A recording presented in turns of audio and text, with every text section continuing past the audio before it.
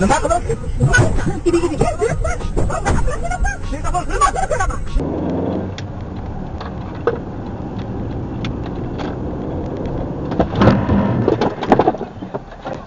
Mol piyodani o'tadigan joydan o'tsang bo'lmaydimi? Va piyoda orqa tom nima qilyapsizlar chaqaloq bilan tushunmadim. yo'l harakat qoidalariga amal qilmaydigan piyodalar diqqatiga. Sizning birgina xatoyingiz butun boshli oilani parrokanda qilishi mumkin.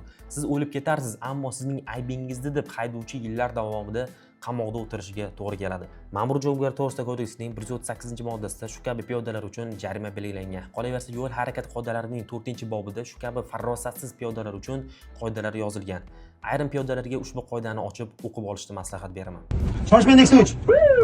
O't tezroq. Gap yo'q qo'yamiz. Mana ko'rdinglar, it piyodalar o'shada o'tayotdi, gap yo'q qo'yamiz. Mana yaxshi yo'l berishda, svetofor ko'rib turibsizlar, mana piyodalarga aynan piyoda svetofori yashil bo'lganda, haydovchilar qizil bo'lganda it o'tib ketdi, qoyilib qolamiz. Itlar hattoki yo'l harakati qoidalariga rioya qilishmoqda, lekin ayrim odamlar rioya qilmaydi, to'g'risi.